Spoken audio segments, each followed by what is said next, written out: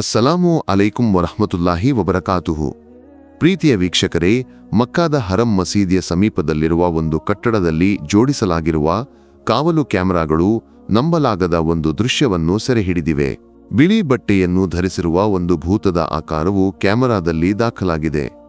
ವಿಶ್ವದಾದ್ಯಂತದ ಕಾವಲು ಕ್ಯಾಮೆರಾಗಳು ಕಾಲಕಾಲಕ್ಕೆ ವಿಚಿತ್ರವಾದ ಘಟನೆಗಳನ್ನು, ಕೆಲವೊಮ್ಮೆ ಆಶ್ಚರ್ಯಕರವಾದ ಪ್ರಕೃತಿಯ ವಿದ್ಯಮಾನಗಳನ್ನು ಸೆರೆಹಿಡಿಯುತ್ತವೆ.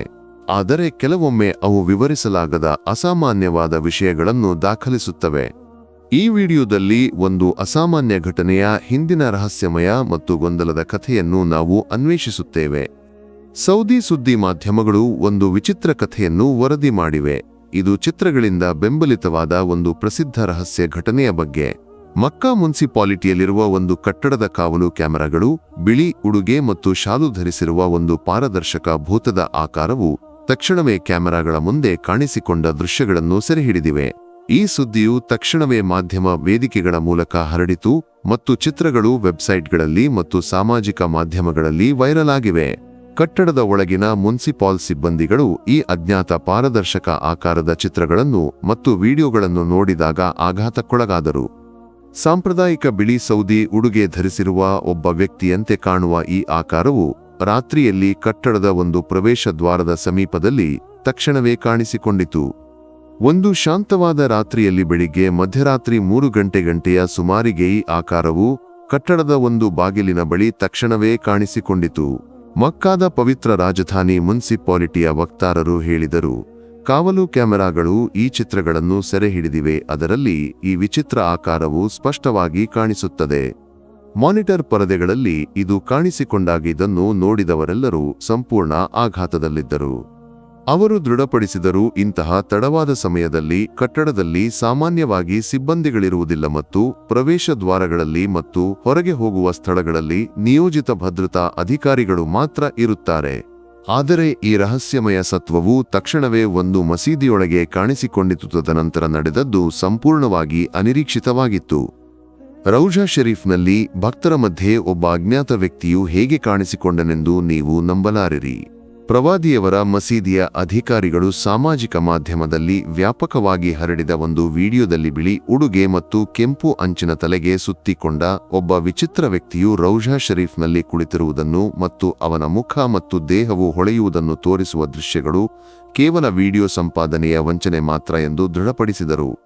ಪ್ರವಾದಿಯವರ ಮಸೀದಿಯ ಸಾರ್ವಜನಿಕ ಸಂಪರ್ಕ ನಿರ್ದೇಶಕ ಶೇಖ್ ಅಬ್ದುಲ್ ವಾಹಿದ್ ಹೇಳಿದರು, ನಾವು ಸ್ವತಃ ಏನನ್ನೂ ಕಂಡಿಲ್ಲಾದರೆ ಸಾಮಾಜಿಕ ಮಾಧ್ಯಮಗಳಲ್ಲಿ ಮತ್ತು ಯೂಟ್ಯೂಬ್ನಲ್ಲಿ ಈ ಕಾಲ್ಪನಿಕ ಘಟನೆಯ ಬಗ್ಗೆ ಹರಡುತ್ತಿರುವುದನ್ನು ಕೇಳಿದ್ದೇವೆ. ಈ ದೃಶ್ಯಗಳು ಕೇವಲ ಡಿಜಿಟಲ್ ಕುಶಲತೆ ಮಾತ್ರ ಎಂದು ಮನಸ್ಸಿಗೆ ಸತ್ಯವೆಂದು ಒಪ್ಪಿಕೊಳ್ಳಲು ಯೋಗ್ಯವಲ್ಲ ಎಂದು ಅವರು ಸ್ಪಷ್ಟಪಡಿಸಿದರು. ಅದೇ ಸಮಯದಲ್ಲಿ ಮದೀನಾ ದೂರದರ್ಶನ ಕೇಂದ್ರದ ನಿರ್ದೇಶಕ ಸಾದ್ ಅಲ್ಫಿ ವಿವರಿಸಿದರು, ದೃಶ್ಯಗಳಲ್ಲಿ ಕಾಣಿಸಿಕೊಂಡಿದ್ದು ಬೆಳಕಿನ ಪ್ರತಿಫಲನ ಮಾತ್ರ. ಇದನ್ನು ಜುಮ್ಮಾದ ನಮಾಜ್ನು ದಾಖಲಿಸುವಾಗ ಕ್ಯಾಮೆರಾದಿಂದ ಸೆರೆ ಹಿಡಿಯಲಾಗಿದೆ. ಮದೀನಾದ ಇಸ್ಲಾಮಿಕ್ ವಿಶ್ವವಿದ್ಯಾಲಯದ prince Naif bin Abdul Aziz ಸದ್ಗುಣ ಪ್ರಚಾರ ಮತ್ತು ಕೆಡುಕಿನ ತಡೆಗಟ್ಟುವಿಕೆಯ ಕುರ್ಚಿಯ ಪ್ರಾಧ್ಯಾಪಕ ಡಾ. ಗಾಜಿ ಅಲ್ ಮುತ್ರಿ ಇಂತಹ ಘಟನೆಗಳ ಬಗ್ಗೆ ತಕ್ಷಣವೇ ತೀರ್ಮಾನಕ್ಕೆ ಬರುವುದಕ್ಕೆ ಎಚ್ಚರಿಕೆ ನೀಡಿದರು. ದೃಶ್ಯಗಳ ಸತ್ಯಾಸತ್ಯತೆಯನ್ನು ಪರಿಶೀಲಿಸುವುದರ ಮಹತ್ವವನ್ನು ಅವರು ಒತ್ತಿ ಹೇಳಿದರು. ದೃಶ್ಯಗಳಲ್ಲಿ ಕಾಣಿಸಿಕೊಂಡ ಬೆಳಕಿನ ಬಗ್ಗೆ ಪ್ರಶ್ನೆಗಳನ್ನು ಮೊದಲು ತಜ್ಞರಿಗೆ ಕಳುಹಿಸಬೇಕು ಎಂದು ಮತ್ತು ಕಾಣದ ವಿಷಯಗಳ ಬಗ್ಗೆ ವಿವರಣೆಗಳು ಅಥವಾ ಊಹನೆಗಳು ಸಂಶೋಧನೆಯ ಆಧಾರದ ಮೇಲೆ ಮತ್ತು ಸ್ಪಷ್ಟ ಪುರಾವೆಗಳ ಆಧಾರದ ಮೇಲೆ ಇರಬೇಕು ಎಂದು ಅವರು ಹೇಳಿದರು. ವೈಯಕ್ತಿಕ ಅಭಿಪ್ರಾಯಗಳ ಆಧಾರದ ಮೇಲೆ ಮಾತ್ರ ಸತ್ಯಗಳನ್ನು ರಚಿಸುವುದನ್ನು ಅವರು ತೀವ್ರವಾಗಿ ವಿರೋಧಿಸಿದರು. ಕಾಣದ ಲೋಕವನ್ನು ಸಮೀಪಿಸುವುದು ಪುರಾವೆಗಳ ಮೂಲಕ ಮತ್ತು ತಾರ್ಕಿಕ ಚಿಂತನೆಯ ಮೂಲಕ ಇರಬೇಕು ಎಂದು ಅವರು ಸೇರಿಸಿದರು.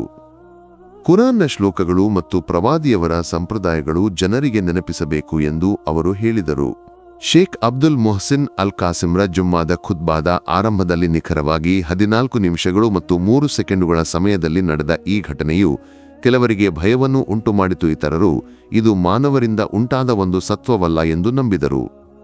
ಈಗ ನಾವು ನಿಮ್ಮೊಂದಿಗೆ ಒಂದು ಅಸಾಮಾನ್ಯ ಕಥೆಯನ್ನು ಹಂಚಿಕೊಳ್ಳಲಿದ್ದೇವೆ. ಇದು ಸಹಾಬಾಗಳ ಕಾಲದಲ್ಲಿ ಕಅಬಾದ ಮುಂಭಾಗದಲ್ಲಿ ನಡೆದ ಒಂದು ಘಟನೆಯಾಗಿದೆ. ಒಂದು ನಿಜವಾದ ದೇವದೂತನು ಹಜ್ ನಿರ್ವಹಿಸಿದ ಒಂದು ಘಟನೆ. ಈ ಅಸಾಮಾನ್ಯ ಕಥೆಯನ್ನು ಒಟ್ಟಿಗೆ ಕಂಡುಕೊಳ್ಳೋಣ. ಈ ಕಥೆಯು ಅಬ್ದುಲ್ಲಾ ಇಬ್ನುಲ್ ಮುಬಾರಕ್ ರಹಿಮಹುಲ್ಲಾ ಎಂಬ ಒಬ್ಬ ಗೌರವಾನ್ವಿತ ವ್ಯಕ್ತಿಯಿಂದ ಆರಂಭವಾಗುತ್ತದೆ. ಅವನು ಒಬ್ಬ ಭಕ್ತನಾಗಿದ್ದನು ಮತ್ತು ದೈವಭಕ್ತಿಯಿಂದ ಕೂಡಿದವನಾಗಿದ್ದನು. ಅವನ ನೀತಿಯುತ ಸ್ವಭಾವಕ್ಕೆ ಮತ್ತು ಆಳವಾದ ಭಕ್ತಿಗೆ ಪ್ರಸಿದ್ಧನಾಗಿದ್ದನು. ಅವನ ಉದಾತ್ತ ಸ್ವಭಾವವನ್ನು ವಿವರಿಸುವ ಹಲವಾರು ಕಥೆಗಳು ಆಧ್ಯಾತ್ಮಿಕತೆ ಮತ್ತು ದೈವಭಕ್ತಿಯ ಜೀವನ ವಿಧಾನಗಳ ಬಗ್ಗೆ ಪುಸ್ತಕಗಳಲ್ಲಿ ದಾಖಲಾಗಿವೆ. ಅವನು ಆಶೀರ್ವಾದಗಳಿಂದ ತುಂಬಿದ ವ್ಯಕ್ತಿಯಾಗಿದ್ದನು. ಇಮಾಮ್ ಅಬ್ದುಲ್ಲಾಹ್ ಇಬ್ನುಲ್ ಮುಬಾರಕ್ ರಹಿಮಹುಲ್ಲಾ ತನ್ನ ಜೀವನದ ಆರಂಭದ ದಿನಗಳಲ್ಲಿ ಒಂದು ತೋಟದಲ್ಲಿ ಕೆಲಸ ಮಾಡುತ್ತಿದ್ದನು. ಅಲ್ಲಿ ಅವನು ದಾಳಿಂಬೆ ಸೇಬು ಕಿತ್ತಳೆ ಮರಗಳನ್ನು ಆರೈಕೆ ಮಾಡುತ್ತಿದ್ದನು ಮತ್ತು ಕಳ್ಳರಿಂದ ಮತ್ತು ಅನಧಿಕೃತವಾಗಿ ಪ್ರವೇಶಿಸುವವರಿಂದ ಅವುಗಳನ್ನು ರಕ್ಷಿಸುತ್ತಿದ್ದನು. ಇದಕ್ಕಾಗಿ ಅವನಿಗೆ ಸ್ವಲ್ಪ ವೇತನವು ಸಿಗುತ್ತಿತ್ತು. ಅವನು ಬೆಳಿಗ್ಗೆ ತನ್ನ ಕೆಲಸವನ್ನು ಆರಂಭಿಸುತ್ತಿದ್ದನು. ಕೆಲಸ ಮಾಡುವಾಗವನು ತನ್ನ ಹರಿದ ಉಡುಗೆಗಳನ್ನು ತೋಟದಲ್ಲಿ ಹೊಲಿಯುತ್ತಿದ್ದನು. ಆದರೂ ಅವನ ನಾಲಿಗೆ ಎಂದಿಗೂ ಅಲ್ಲಾಹನನ್ನು ಸ್ಮರಿಸುವುದರಿಂದ ವಿರಮಿಸಲಿಲ್ಲ. ಅವನ ಹೃದಯ ಮತ್ತು ತುಟಿಗಳು ಯಾವಾಗಲೂ ಸರ್ವಶಕ್ತನ ಸ್ಮರಣೆಯಲ್ಲಿ ಮುಳುಗಿರುತ್ತಿದ್ದವು. ತನ್ನ ಯಜಮಾನನಿಂದ ವೇತನವನ್ನು ಪಡೆದಾಗವನು ಅದನ್ನು 3 ಭಾಗಗಳಾಗಿ ವಿಂಗಡಿಸುತ್ತಿದ್ದನು. 1/3 ಭಾಗವನ್ನು ದಾನವಾಗಿ ನೀಡುತ್ತಿದ್ದನು, 1/3 ಭಾಗವನ್ನು ತನಗೆ ಮತ್ತು ತನ್ನ ಕುಟುಂಬಕ್ಕೆ ಖರ್ಚು ಮಾಡುತ್ತಿದ್ದನು, ಉಳಿದ 3 ಭಾಗವನ್ನು ಭವಿಷ್ಯದ ಅಗತ್ಯಗಳಿಗಾಗಿ ಉಳಿಸಿಡುತ್ತಿದ್ದನು. ಒಂದು ದಿನವನ ಯಜಮಾನನು ಒಬ್ಬ ಅತಿಥಿಯೊಂದಿಗೆ ತೋಟಕ್ಕೆ ಬಂದು, ಓ ಮುಬಾರಕ್, ನಮಗೆ ಕೆಲವು ದಾಳಿಂಬೆಗಳನ್ನು ತೆಗೆದುಕೊಂಡು ಬಾ ಎಂದು ಹೇಳಿದನು. ಮುಬಾರಕ್ ಕೆಲವು ದಾಳಿಂಬೆಗಳನ್ನು ತಂದನು, ಆದರೆ ಅವು ಹುಳಿಯಾಗಿದ್ದವು. ಯಜಮಾನನು ಹೇಳಿದನು, ಇವು ಹುಳಿಯಾಗಿವೆ, ಬೇರೆಯವುಗಳನ್ನು ತೆಗೆದುಕೊಂಡು ಬಾ. ಮುಬಾರಕ್ ಮತ್ತೆ ಕೆಲವನ್ನು ತಂದನು, ಆದರೆ ಅವು ಕೂಡ ಹುಳಿಯಾಗಿದ್ದವು. ಯಜಮಾನನು ಕೋಪಗೊಂಡು, ನಿನಗೆ ಏನೂ ತಿಳಿಯುವುದಿಲ್ಲವೇ ಮೂರ್ಖ, ಇವು ಕೂಡ ಹುಳಿಯಾಗಿವೆ. ಮುಬಾರಕ್ ಶಾಂತವಾಗಿ ಉತ್ತರಿಸಿದನು, ಅಲ್ಲಾಹನ ಮೇಲೆ ಸತ್ಯವಾಗಿ ಯಾವುದು ಸಿಹಿಯಾಗಿದೆ ಮತ್ತು ಯಾವುದು ಹುಳಿಯಾಗಿದೆ ಎಂದು ನನಗೆ ತಿಳಿದಿಲ್ಲ, ಏಕೆಂದರೆ ತೋಟದಿಂದ ಏನನ್ನೂ ರುಚಿ ನೋಡಲು ನನಗೆ ಅನುಮತಿ ನೀಡಲಾಗಿಲ್ಲ. ಹಜ್ ಋತುವಿನಲ್ಲಿ ಅಬ್ದುಲ್ಲಾಹ್ ಇಬ್ನುಲ್ ಮುಬಾರಕ್ ರಹಿಮಹುಲ್ಲಾ ತನ್ನ ಸ್ನೇಹಿತರಿಗೆ ಉದಾರವಾಗಿ ಸಹಾಯ ಮಾಡುತ್ತಿದ್ದನು. ಹಜ್ ನಿರ್ವಹಿಸಲು ಉದ್ದೇಶಿಸಿದಾಗವನು ತನ್ನ ಸ್ನೇಹಿತರನ್ನು ಒಟ್ಟುಗೂಡಿಸಿ, ನಿಮ್ಮಲ್ಲಿ ಯಾರೂ ಹಜ್ ಮಾಡಲು ಇಚ್ಛಿಸುತ್ತಾರೆ ಎಂದು ಕೇಳುತ್ತಿದ್ದನು. ಅವರ ಕೊಡುಗೆಗಳನ್ನು ಅವನು ಸಂಗ್ರಹಿಸಿ ಒಂದು ಪೆಟ್ಟಿಗೆಯಲ್ಲಿ ಸುರಕ್ಷಿತವಾಗಿ ಇಡುತ್ತಿದ್ದನು. ನಂತರ ಪ್ರಯಾಣದುದ್ದಕ್ಕೂ ಅವರ ಎಲ್ಲ ವೆಚ್ಚಗಳನ್ನು ಅವನು ಭರಿಸುತ್ತಿದ್ದನು, ಉತ್ತಮ ಆಹಾರವನ್ನು ಒದಗಿಸುತ್ತಿದ್ದನು ಮತ್ತು ಹಜ್ನ ನಂತರ ಮಕ್ಕಾದಿಂದ ಅವರಿಗೆ ಉಡುಗೊರೆಗಳನ್ನು ಮತ್ತು ಸ್ಮರಣಿಕೆಗಳನ್ನು ಖರೀದಿಸುತ್ತಿದ್ದನು. ಕೊನೆಯಲ್ಲಿ ಅವರನ್ನು ಸುರಕ್ಷಿತವಾಗಿ ಅವರ ಊರಿಗೆ ಮರಳಿಸುತ್ತಿದ್ದನು. ಮರಳಿದ ನಂತರವನು ಅವರಿಗಾಗಿ ಒಂದು ಔತಣಕೂಟವನ್ನು ತಯಾರಿಸುತ್ತಿದ್ದನು, ಅವರನ್ನು ಒಟ್ಟುಗೂಡಿಸುತ್ತಿದ್ದನು ಮತ್ತು ನಂತರ ಅವರ ಕೊಡುಗೆಗಳನ್ನು ಇಟ್ಟಿದ್ದ ಪೆಟ್ಟಿಗೆಯನ್ನು ತೆಗೆದು ಪ್ರತಿಯೊಬ್ಬರ ಹಣವನ್ನು ಸಂಪೂರ್ಣವಾಗಿ ಹಿಂದಿರುಗಿಸುತ್ತಿದ್ದನು. ಅಬ್ದುಲ್ಲಾ ಇಬ್ನುಲ್ ಮುಬಾರಕ್ ರಹಿಮಹುಲ್ಲಾ 1 ವರ್ಷ ಹಜ್ ನಿರ್ವಹಿಸುತ್ತಿದ್ದನು, ಮತ್ತೊಂದು ವರ್ಷ ಅಲ್ಲಾಹನ ಮಾರ್ಗದಲ್ಲಿ ಜಿಹಾದ್ನಲ್ಲಿ ಭಾಗವಹಿಸುತ್ತಿದ್ದನು. 1 ವರ್ಷ ಹಜ್ ನಿರ್ವಹಿಸಲು ಉದ್ದೇಶಿಸಿದಾಗ ಒಂದು ರಾತ್ರಿ ತನ್ನ ಸ್ನೇಹಿತರಿಗೆ ವಿದಾಯ ಹೇಳಲು ಹೋದನು. ದಾರಿಯಲ್ಲಿ ಕತ್ತಲೆಯಲ್ಲಿ ಒಬ್ಬ ಮಹಿಳೆ ಕಸದ ರಾಶಿಯಲ್ಲಿ ಏನನ್ನೋ ಹುಡುಕುತ್ತಿರುವುದನ್ನು ಅವನು ಗಮನಿಸಿದನು. ಕೆಲವು ಕ್ಷಣಗಳ ನಂತರ ಅವಳು ಒಂದು ಸತ್ತ ಕೋಳಿಯನ್ನು ಕಂಡುಕೊಂಡು ತನ್ನ ಮಕ್ಕಳಿಗೆ ಬೇಯಿಸಲು ತ್ವರಿತವಾಗಿ ತೆಗೆದುಕೊಂಡು ಹೋದಳು. ಅಬ್ದುಲ್ಲಾ ಇಬ್ನುಲ್ ಮುಬಾರಕ್ ರಹಿಮಹುಲ್ಲಾ ಆಶ್ಚರ್ಯಗೊಂಡು ಅವಳನ್ನು ಕರೆದು, ಓ ಅಲ್ಲಾಹನ ದಾಸಿ, ನೀನು ಏನು ಮಾಡುತ್ತಿದ್ದೀಯಾ ಎಂದು ಕೇಳಿದನು. ನಂತರ ಅವನು ಕುರಾನ್ನ ಒಂದು ಶ್ಲೋಕವನ್ನು ನೆನಪಿಸಿದನು, ನಿನಗೆ ಸತ್ತ ದುರಕ್ತ ಹಂದಿಯ ಮಾಂಸ ಇವು ನಿಷಿದ್ಧವಾಗಿವೆ. ಅವಳು ಉತ್ತರಿಸಿದಳು, ಓ ಅಬ್ದುಲ್ಲಾ, ಸೃಷ್ಟಿಗಳ ವಿಷಯಗಳನ್ನು ಸೃಷ್ಟಿಕರ್ತನಿಗೆ ಬಿಟ್ಟು ಬಿಡು, ಏಕೆಂದರೆ ಅಲ್ಲಾಹ್ ತನ್ನ ಸೃಷ್ಟಿಗಳನ್ನು ತಾನು ಇಚ್ಛಿಸಿದಂತೆ ನಿರ್ವಹಿಸುತ್ತಾನೆ. ಅವನು ಕೇಳಿದನು, ನಿನ್ನ ಸ್ಥಿತಿಯನ್ನು ನನಗೆ ಏಕೆ ಹೇಳಲಿಲ್ಲ? ಅವಳು ಉತ್ತರಿಸಿದಳು, ಅಲ್ಲಾಹನ ಹೆಸರಿನಲ್ಲಿ ಕೇಳಿದ್ದರಿಂದ ನಾನು ನಿನಗೆ ಹೇಳುತ್ತೇನೆ. ನನಗೆ ಸತ್ತದ್ದು ಹಲಾಲಾಗಿದೆ.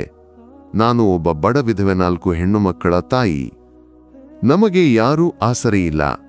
ನಾನು ಜನರ ಬಾಗಿಲುಗಳನ್ನು ತಟ್ಟಿದೆ, ಆದರೆ ಕರುಣಾಮಯಿಯಾದ ಹೃದಯಗಳನ್ನು ಕಾಣಲಿಲ್ಲ.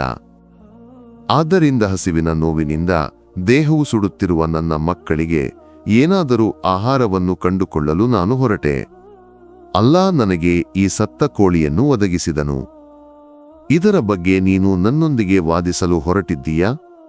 ಅಬ್ದುಲ್ಲಾಹ್ ಇಬ್ನುಲ್ ಮುಬಾರಕ್ ರಹಿಮಹುಲ್ಲಾಹ್ ಅಳುತ್ತಾ, ಇದನ್ನು ಒಂದು ಅಮಾನತಾಗಿ ತೆಗೆದುಕೋ ಎಂದು ಹೇಳಿ ಹಜ್ಗಾಗಿ ಸಂಗ್ರಹಿಸಿದ್ದ ಎಲ್ಲ ಹಣವನ್ನು ಅವಳಿಗೆ ನೀಡಿದನು.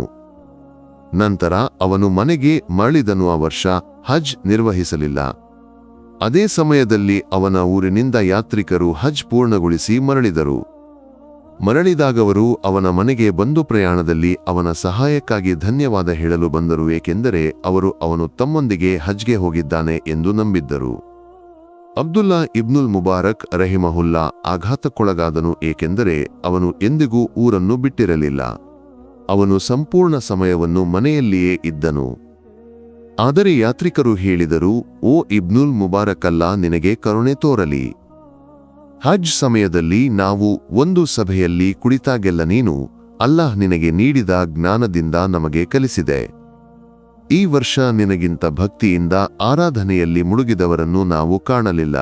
ಇದನ್ನು ಕೇಳಿದಾಗ ಅಬ್ದುಲ್ಲಾ ಇಬ್ನುಲ್ ಮುಬಾರಕ್ ಆಳವಾಗಿ ಆಶ್ಚರ್ಯಗೊಂಡನು, ಗೊಂದಲಕ್ಕೊಳಗಾದನು, ಏಕೆಂದರೆ ಅವನು ಎಂದಿಗೂ ಊರನ್ನು ಬಿಟ್ಟಿರಲಿಲ್ಲ. ಆದರೆ ಯಥಾರ್ಥವಾಗಿ ಏನು ಸಂಭವಿಸಿತು ಎಂಬ ರಹಸ್ಯವನ್ನು ಬಹಿರಂಗಪಡಿಸದಿರಲು ಅವನು ನಿರ್ಧರಿಸಿದನು. ಒಂದು ಕನಸಿನಲ್ಲಿ ಅಬ್ದುಲ್ಲಾ ಇಬ್ನುಲ್ ಮುಬಾರಕ್ ಒಬ್ಬ ಹೊಳೆಯುವ ಮುಖವುಳ್ಳ ಮನುಷ್ಯನನ್ನು ಭೇಟಿಯಾದನು. ಆ ಮನುಷ್ಯ ಹೇಳಿದನು, ಅಸ್ಸಲಾಮು ಅಲೈಕುಂ, ಓ ಅಬ್ದುಲ್ಲಾ, ನಾನು ಯಾರೆಂದು ನಿನಗೆ ಗೊತ್ತೇ? ನಾನು ಮುಹಮ್ಮದ್ ಸಲ್ಲಲ್ಲಾಹು ಅಲೈಹಿ ವಸಲ್ಲಂ, ಅಲ್ಲಾಹನ ದೂತನಾಗಿದ್ದೇನೆ. ನನ್ನ ಉಮ್ಮತ್ಗಾಗಿ ನೀನು ಮಾಡಿದ್ದಕ್ಕೆ ಅಲ್ಲಾಹ ನಿನಗೆ ದೊಡ್ಡ ಪ್ರತಿಫಲವನ್ನು ನೀಡಿದ್ದಾನೆ. ಓ ಅಬ್ದುಲ್ಲಾಹ್ ಇಬ್ನುಲ್ ಮುಬಾರಕ್, ನೀನು ಅನಾಥರ ತಾಯಿಯರನ್ನು ಗೌರವಿಸಿದಂತೆ ಅಲ್ಲಾಹ್ ನಿನ್ನನ್ನು ಗೌರವಿಸಿದ್ದಾನೆ. ನೀನು ಅನಾಥರ ಗೌಪ್ಯತೆಯನ್ನು ರಕ್ಷಿಸಿದಂತೆ ಅಲ್ಲಾಹ್ ನಿನ್ನ ಗೌಪ್ಯತೆಯನ್ನು ರಕ್ಷಿಸಿದ್ದಾನೆ. ನಿನ್ನ ಆಕಾರದಲ್ಲಿ ಒಂದು ದೇವದೂತನನ್ನು ಅಲ್ಲಾಹ್ ಸೃಷ್ಟಿಸಿದನು. ಆ ದೇವದೂತನು ಹಜ್ ಆಚರಣೆಗಳಲ್ಲಿ ನಿನ್ನ ಊರಿನವರೊಂದಿಗೆ ಪ್ರಯಾಣಿಸಿದನು. ಎಲ್ಲ ಯಾತ್ರಿಕರಿಗೂ ಅಲ್ಲಾಹ್ ಹಜ್ನ ಪ್ರತಿಫಲವನ್ನು ದಾಖಲಿಸಿದ್ದಾನೆ. ಆದರೆ ನಿನಗೆ ಅವನು 70 ಪಟ್ಟು ಪ್ರತಿಫಲವನ್ನು ಬರೆದಿದ್ದಾನೆ. ಸುಬ್ಹಾನಲ್ಲಾ. ನೀನು ಆ ಬಡ ಮಹಿಳೆಯನ್ನು ಕಾಳಜಿ ವಹಿಸಿ ನಿನ್ನ ಹಜ್ಗಾಗಿ ಸಂಗ್ರಹಿಸಿದ ಹಣವನ್ನು ಅವಳಿಗೆ ನೀಡಿದ್ದರಿಂದ ಅಲ್ಲಾಹ್ ನಿನ್ನ ಪರವಾಗಿ ಹಜ್ ನಿರ್ವಹಿಸಲು ಒಂದು ದೇವದೂತನನ್ನು ಕಳುಹಿಸಿದನು. ನಂತರ ಬಹಿರಂಗವಾಯಿತು, ಅಲ್ಲಾಹ್ ಕಳುಹಿಸಿದ ಆ ದೇವದೂತನು ಅಲ್ಬೈತುಲ್ ಮಾಮೂರ್ನಿಂದ ಬಂದವನಾಗಿದ್ದಾನೆ. ಸುಬ್ಹಾನಲ್ಲಾ. ಅಸ್ಸಲಾಮು ಅಲೈಕುಂ ವರಹಮತುಲ್ಲಾಹಿ ವಬರಕಾತುಹು.